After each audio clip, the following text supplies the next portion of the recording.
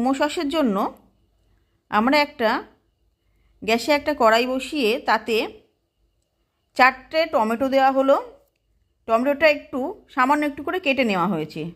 তাতে 2টো লঙ্কা, 2টো শুকনো লঙ্কা আর 2টো রসুন দেওয়া হয়েছে। এবার টমেটোটা সেদ্ধ হয়ে গেলে নামিয়ে নেওয়া হলো।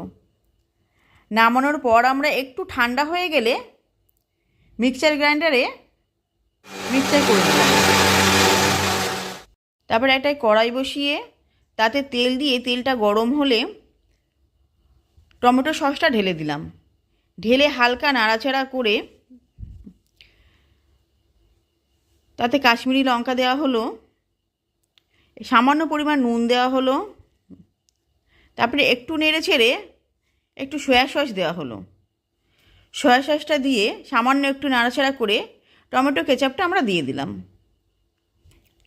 টমেটো কেচাপ দেওয়ার পরে নাড়াচাড়া করে 5 থেকে 10 মিনিট নেড়ে চেড়ে একটু গাঢ় হলে তারপরে সসটা নামিয়ে নেব। তারপর আমরা মোমো স্যুপটার জন্য গ্যাসটা ধরিয়ে নিলাম। এবার কড়াইটা বসিয়ে তাতে তেল দেওয়া হলো। এবার একের পর এক দেওয়া হচ্ছে। প্রথমে পেঁয়াজ দেওয়া হলো, একটু নেড়ে চেড়ে তারপরে লঙ্কা কুচিটা দিলাম, তারপরে রসুন কুচিটা দেওয়া হলো, তারপরে আদা কুচি দেওয়া হলো, তারপর বাঁধাকপি কুচি দেওয়া হলো। এবার ক্যাপসিকাম দিয়ে নেড়ে চেড়ে গাজরটা আমরা ঢেলে দিলাম। গাজরটা নাড়াচাড়া করে যে চিকেনটা রেখেছিলাম স্যুপের জন্য সেই চিকেনটা দেওয়া হলো।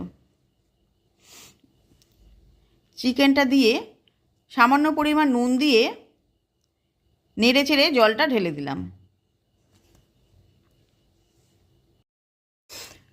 5 মিনিট পরে কর্নফ্লাওয়ার দেওয়ার পর তারপরে সানরাইজের গোলমরিচের গুঁড়ো দিয়ে দিলাম। তারপরে কমপ্লিট হয়ে গেল আমাদের স্যুপটা।